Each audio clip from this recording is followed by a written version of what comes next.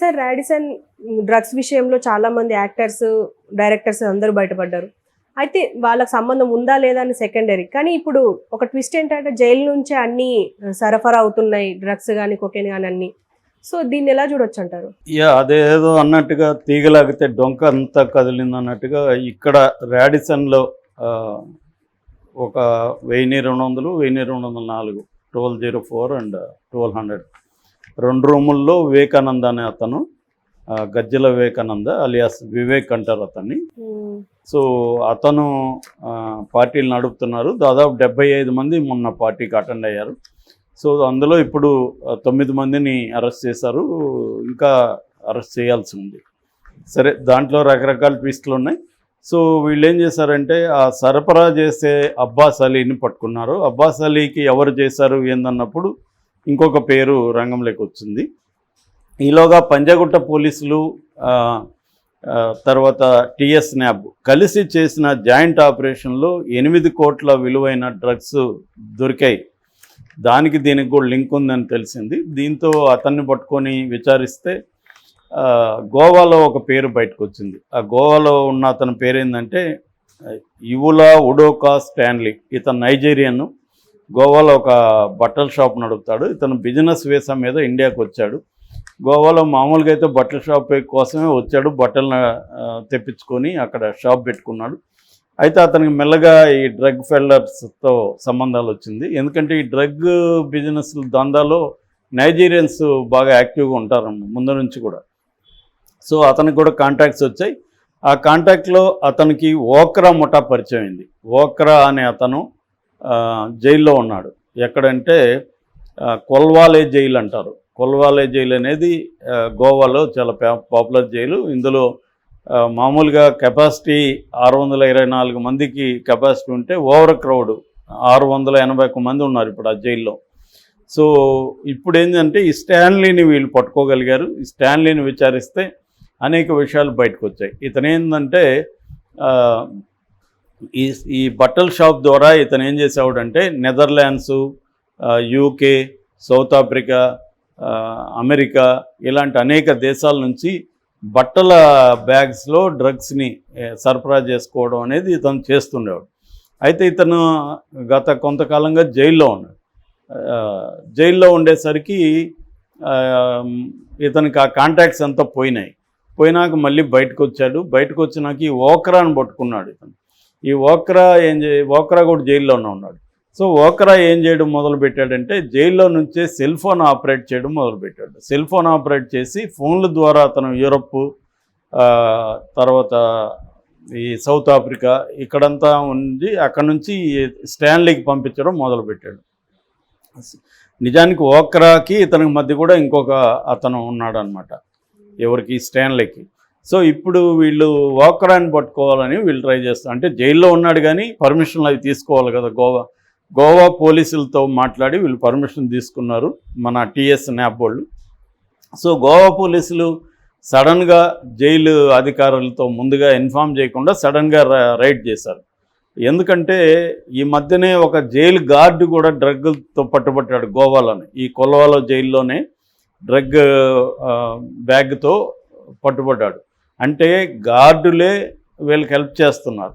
మామూలుగా నా ఫ్రెండ్ ఒక ఆయన తన సాఫ్ట్వేర్ ఇంజనీర్ కానీ వేరే ఒక చిన్న కేసులో జైలుకి వెళ్ళి 3 నెలలు ఉన్నాడు. పరప్పన అగ్రహారం, బెంగళూరు. అతను చెప్పిన ఇవి చూస్తే షాక్ అయ్యాను నేను కూడా. ఎందుకంటే ఆ జైల్లో దాదాపు 5,000 మంది ఖైదీలు ఉంటారు పరప్పన అగ్రహారం. ఈ 5,000 మందిలో 70% ఖైదీలు ఏదో ఒక రకమైన డ్రగ్ వాడుతున్నారని చెప్పాడు అతను. అంటే వాళ్ళకి జైల్లోనే ఒక పెద్ద డ్రగ్ దందా అనేది చాలా పెద్ద దందా. సో జైల్లోనే సప్లై జరుగుతుంటుంది, అక్కడే కొంతమంది వ్యాపారం చేస్తుంటారు అనేది చెప్పాడు. అంటే జైల్లోనే రకరకాల వ్యాపారాలు ఉంటాయని చెప్పాడు. ఫర్ ఎగ్జాంపుల్ ఫుడ్ వ్యాపారం. ప్రతి బ్యారక్లో ఒకడు ఫుడ్ స్టాల్ పెట్టుకుంటా అంట. ఆ ఫుడ్ స్టాల్లో దోశ, ఇడ్లీ ఇలాంటివన్నీ ఉంటాయి. దోశ 200 ఎంతో అమ్ముతున్నారు. సో అక్కడే రకరకాల వ్యాపారాలు నడుస్తున్నాయి. అందులో డ్రగ్ వ్యాపారం చాలా పెద్దదని చెప్పాడు. ఎందుకంటే 5,000 మంది కస్టమర్లు ఉన్నట్టే కదా. సో 5,000 మందిలో 70% అన్నాడు ఇతను. సగం వేసుకుంటే కూడా 2,500 మంది అంటే ఆయన 70 ఎగ్జాగరేట్ చెప్పాడు అనుకున్నా 2500 మంది అయితే డ్రగ్స్ వాడుతున్నట్టే కదా 50%. సో ఈ 50%కి ఎక్కడి నుంచి సరఫరా అవుతుంటుంది అంటే బయట నుంచి వస్తుంటాయి. ఈ గార్డులే కదా తెచ్చేవాలి. సో అలాగా చేస్తున్నారు ఆ జైల్లో.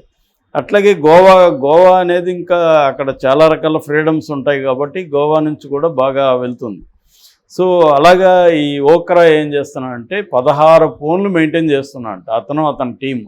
సో ఈ పోలీసులు సడన్గా అటాక్ చేసేసరికి ఈ జైలు అధికారులు కూడా చెప్పకుండా సడన్గా వీళ్ళు జడ్జి దగ్గర పర్మిషన్ తీసుకొని వెళ్ళారు.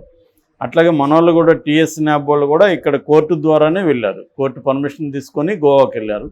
అక్కడ పోలీసులతో మాట్లాడితే అక్కడ పోలీసులు జైలు అధికారులకు తెలియకుండా సడన్గా రైడ్స్ చేసినప్పుడు 16 ఫోన్లు దొరికాయి. మామూలుగా అయితే జైలు ఎలా ఉంటుందంటే, నేను 8 నెలలు ఉన్నా కాబట్టి ఎవరైనా జైలు గదులకి ఇన్స్పెక్షన్ వస్తున్నారంటే ముందే మాకు చెప్పేస్తారు గార్డులు, ఎవరు బాబు ఇన్స్పెక్షన్ వస్తున్నారంటే మేము డబ్బులు దాచుకుని ఇట్లాంటివి ఉండేది. అప్పుడు అవన్నీ వాళ్ళకే ఇచ్చేస్తే వాళ్ళ భద్రపరిచి మళ్ళీ రైడింగ్ అయిపోయినాక మన డబ్బులు మన దగ్గర ఏమైనా వస్తువులు ఉంటే అవి మళ్ళీ వెనక్కి ఇస్తారనమాట. అంటే సెల్లో కొన్ని వస్తువులు పెట్టుకోకూడదు, సో డబ్బులు పెట్టుకోకూడదు.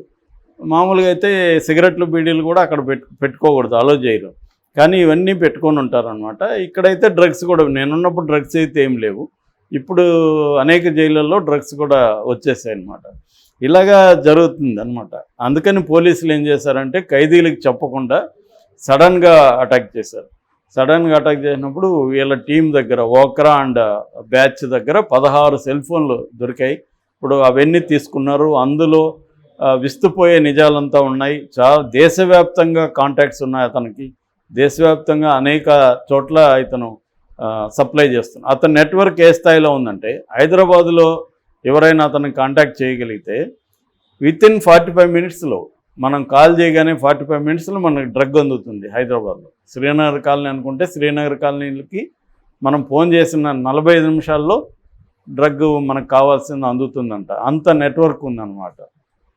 సో ఇప్పుడు దాన్ని వీళ్ళు బ్రేక్ చేస్తున్నారు. ఇదేంటంటే ఇంటర్నేషనల్ డ్రగ్ మాఫియా అని చెప్పొచ్చు. మొన్ననే గుజరాత్ పోర్బందర్లో 3300 కేజీల డ్రగ్స్ దొరికింది. అక్కడ మనకి సెంట్రల్ లెవెల్లో కూడా న్యాబ్ అంటారు, నార్కోటిక్ బ్యూరో. సెంట్రల్ లెవెల్లో కూడా న్యాబ్ ఉంది.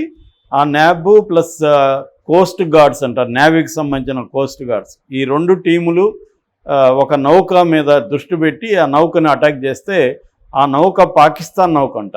అందులో 3300 రకరకాల డ్రగ్స్ దొరికాయి. చెరస్ ఒకటి, కొకైన్, గాంజా, ఎక్స్టాసీ, మార్ఫిన్, మెథామైఫ్తామిన్ అని ఒక డ్రగ్, ఇవన్నీ అందులో దొరికాయి అన్నమాట. అది కాకుండా ఢిల్లీలో 2500 కోట్ల విలువ చేసే డ్రగ్స్ ఢిల్లీలో దొరికాయి. పూణేలో 1000 కోట్ల పైన పూణేలో దొరికాయి. ఇలాగా 1000 కోట్ల డ్రగ్స్ సరఫరా అవుతున్నాయి. సో మొన్ననే ఇక్కడ కూడా ఒక స్వీట్ ప్యాకెట్లో ఈ దాన్ని ఏమంటారు, ఒక హ్యాషిష్ ఆయిల్ అంటారు, యాష్ ఆయిల్ దొరికిందనమాట. వాళ్ళకి ప్యాకెట్ చేసి స్వీట్ ప్యాకెట్లో పెట్టి సరఫరా అవుతుంది. అలాగా రకరకాల పద్ధతులు. ఇంకొంతమంది ఏంటంటే ఫ్లైట్లలో వచ్చి క్యాప్సల్స్ తినేసి వస్తారు. వాళ్ళు క్యాప్సల్స్లో ఈ పౌడర్ పెట్టి ఆ తర్వాత దాన్ని ఇక్కడ వాళ్ళు బయటికి తీస్తారనమాట. దీని మీద లాటిన్ అమెరికన్లో లాంగ్ బ్యాకే సినిమాలు కూడా వచ్చాయి.